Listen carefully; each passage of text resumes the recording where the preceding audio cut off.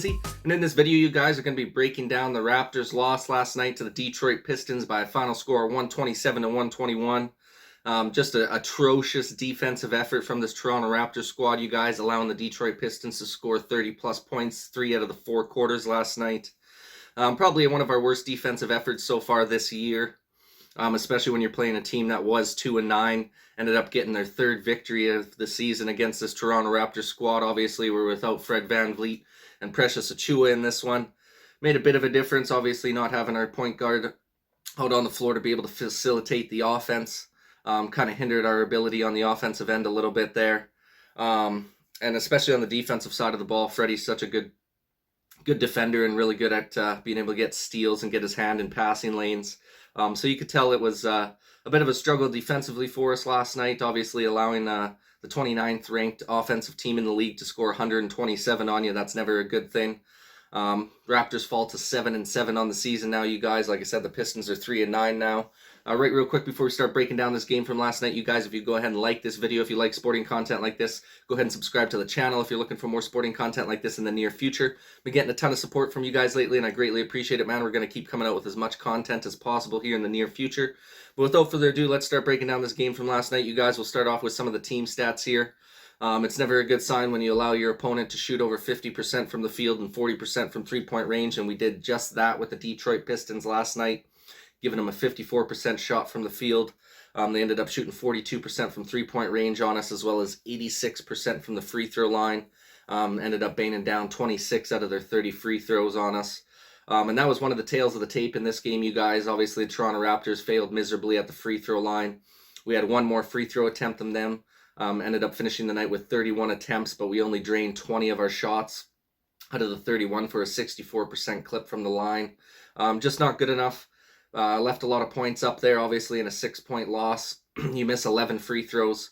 You know, you drain 7 of those free throws, so you only miss 4 free throws. You win the game right there. So pretty tough. You know, we handed this one over to the Pistons by playing terrible defense and not draining the free throws. You know, those two things, in my opinion, are what killed the Toronto Raptors' chances last night. It was looking pretty good there in the third quarter when we made a nice comeback after being down 5 in the first half. And then things just started to fall apart on us in the fourth quarter. There was a big stretch there in the fourth where the Pistons just continued to bang home 3 balls on us. We failed to close out properly. We weren't switching the rotations very well, and there just ended up being one open guy from 3 pretty much on every play for a good 5-minute stretch in that fourth quarter, where they just continued to bang down 3 ball after 3 ball after 3 ball. And just the Raptors had no answer. Obviously, at the very end of the game as well, there was under a minute to go, 45 seconds to go or something, and the Raptors get the offensive board like 2 or 3 times in a row. We get 3 or 4 shots to try and close the game out, to push it in within a 1-score game, and we miss every single shot attempt. Wide open 3-point shots, missed a couple shots around the hoop. You know, it just wasn't the Raptors' night to be able to get it done. Quite unfortunate, obviously, being on home court as well. We've been just terrible at home this year. I think we're 2-6 or something like that at home, so it's been a very tough stretch on home, so at the home court for us so far this season. Definitely not what you want to see from the squad, because normally in years past, obviously not the past couple years because we played down in Tampa last year, but before that, Toronto was probably one of the better home court teams in the league. So we got to get back to that style of play. You know, use our home court to our advantage here. Definitely haven't been using it to our advantage this season, so that's got to change if we're going to want to make a deep push into the playoffs, or even make the playoffs at this point. Right now, I think we're in a play-in spot, so it's not looking too good for us, considering, you know, a few days ago or a week ago, we were in the top 4 after a 5-game win streak there. Now we've lost 4 out of 5 games. Raptors are kind of reeling right now. Not sure how this small ball lineup's going to work, you guys. I'm not sure I like it so far. It's really hindered our defense. Obviously, Goran Dragic was starting in place of Fred VanVleet tonight. I thought he did a decent job on the offensive end. Defensively, he had his moments, but at the end of the day, I think he was a hindrance to our defense. Obviously, Fred VanVleet's one of the best defensive point guards in the league, so good luck replacing his defensive capabilities with somebody else on the squad when he's not available to play. Would have liked to see a little bit more of Malachi Flynn. I just think he's a better defender than Goran Dragic. I thought he could have used a little more minutes out there, especially since Fred VanVleet was out of this game. I thought they would have divvied up the minutes a little bit more between Dragic and Malachi Flynn. Banton still got decent minutes. I think he had 12 or 13 minutes out there. Understandably, that he didn't go off too crazy in the minute department as he did play last night for the 905, where he dropped a 30-point game in the 905 game there. Delano Banton did. That was a nice little performance from him. Ended up catching the highlights from that game as well. Some of the player stats we can go through here, guys. Siakam had a little bit of a breakout performance, 25 points, 12 rebounds, 7 assists, and 1 steal. Good to see him getting back into a rhythm and flow.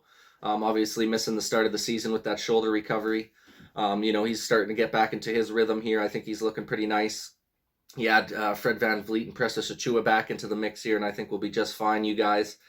Just a heartbreaking loss, really. You want to beat a bad Detroit Pistons team, especially when you got your old coach Dwayne Casey coming in. You want to get a victory over him and that squad. I don't know. They've obviously got the kryptonite on us, because it seems like every time we play the Pistons since Dwayne Casey's been the coach, the Raptors somehow find a way to lose the fucking game. I don't understand it. It's got to be the curse of Dwayne Casey at this point, letting the coach of the year go after he wins the coach of the year with the Toronto Raptors a few years ago. And then we end up taking Nick Nurse as our head coach and going on to win the championship. Maybe we do got a little bit of a curse for letting Dwayne Casey go that way. I don't know. But at the end of the day, you guys, we got to have a better performance from the free throw line, and we got to have a better performance closing out on those 3-point shooters on the defensive end for sure. Scotty Barnes had a bit of a quiet night, only 11 points, 6 rebounds, 4 assists, and 1 steal. OG as well, not a huge game, just steady as always, 17 points, 2 rebounds, 1 steal, and 1 block. One thing with OG last night, man, he was turning the ball over way too much, in my opinion. He had quite a few bad turnovers. I think he finished the night with 4 or 5 turnovers total, which you never want to see a guy finishing with 4 or 5 turnovers when he finishes the night with 0 assists. So definitely want to see some improvement in that aspect of his game there. Just a lot of those ones where he end up getting into that ISO ball and he's trying to dribble, break down his defender, ends up losing the handle on the dribble, and they end up just picking his pocket and taking it the other way for the easy flush. So we've got to see a little bit more improvement with that with OG. I'd like to see him just swing the rock a little bit quicker instead of trying to sit there playing ISO ball, breaking down his defender. He is making some pretty clutch shots. He's making some tough, high-quality shots for us, but just needs to do a little more in the playmaking department, in my opinion, especially with a guy like Fred VanVleet not in the mix. You would have liked to see OG be a little more of a playmaker in last night's game. Dragic did all right for us, 16 points, 5 rebounds, 3 assists, and 2 steals. Thought he had a nice effort on the defensive end, even though he is an older point guard. Had a couple nice steals for us. Banged in some big buckets and some key moments during the game there. Obviously, you can't expect this guy to be going off for 20 plus and carrying the load all night. I thought he did a nice job stepping in for Fred VanVleet and providing a bit of a spark where he could when he was out on the floor. Gary Trent had a real nice performance, 23 points, 2 rebounds, 3 assists, and another 3 steals. The dude's just been absolutely outstanding so far this season on both ends of the court. Exactly what you wanted to see from him coming into the season here. Obviously, his defense is much improved. The offense is still rolling at a nice clip. One of our more consistent shooters. Delano Banton had a nice evening as well. 12 points in 12 minutes with 3 boards, 2 assists, and a steal off the bench for you. You had Svi Mikhailiuk get a little bit of minutes out there. I think he finished the night with 7 points.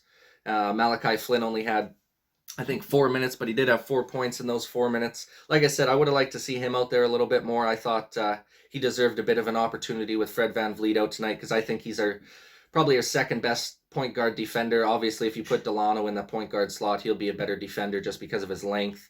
But for the small guards, I'd definitely say that Malachi Flynn's a better defender than Goran Dragic. I thought he should have got a little more run time out there, maybe in that third quarter. But nonetheless, a loss is a loss. Boys weren't able to pull it out here. We allowed the Pistons to really shoot well. Isaiah Stewart, their center, there had 20 points on us, 4 boards and 3 assists. We allowed Killian Hayes to have a double-double with 13 points and 10 assists with 7 boards, almost a triple-double for the kid. Jeremy Grant went off for them with 24 points, 5 rebounds, and 5 assists. Cade Cunningham had 10 points for you. Sadiq Bey had 16. Josh Jackson had 15. So they had 1, 2, 3. They had 6 guys in double figures. Scoring for a team that's ranked 29th in offense in the league is just it's not good enough defensively for us. Like I said, we got to do a better job on closing out on the 3-point shot. We won the rebound battle 39-34, so that wasn't a huge issue. The turnovers were even at 13 apiece in this game.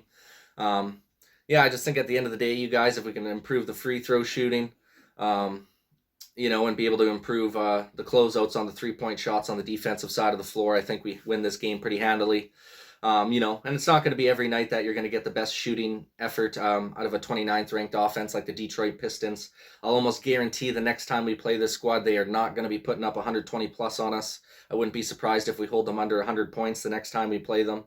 It's just one of those freak shooting nights for them where they'll be able to drain every single shot possible pretty much. I mean, when you shoot 50, 40, and almost 90, they almost had a 50, 40, 90 game when you're talking about field goal percentage, 3-point percentage, and free throw percentage. So definitely got to do a better job closing out and not sending them to the line so much. But at the end of the day, it's one game out of 82, you guys. Still got a lot of season left here. Raptors are now 7-7 on their season, you guys, with a big game coming up against Portland on Monday night. I think we got a little bit of a West Coast road trip here, so we're going to have to figure out to find a way how to get some W's here before we head back home. Going to have a couple big games coming up. Pistons got Sacramento on Monday night as well. Would not be shocked at all if they end up losing that game and probably only score 85 fucking points because, of course, they're only going to put up $120 on the Raptors, so which is just brutal, right? I almost guarantee we'll watch you guys on Monday. The Pistons will have fucking 85 or 90 points after just putting up almost $130 on our ass. And then they'll forget how to score again. So just seems to be kind of the way things go here. We end up playing the lesser quality talent teams, and for some reason they have their best shooting night of the season against us. It's unfortunate, but no excuses anyways. The Raptors should have been able to win this game.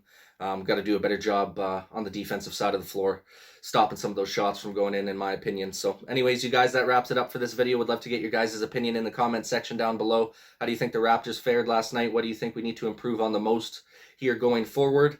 And what do you think our chances are of winning against the Portland Trail Blazers on Monday night here, you guys? Would love your guys' opinion in the comment section down below. Please go ahead and like this video if you like sporting content like this. Go ahead and subscribe to the channel if you're looking for more sporting content like this in the near future. Thank you guys for all the support, man. And this is Mizzy with the Sports Channel.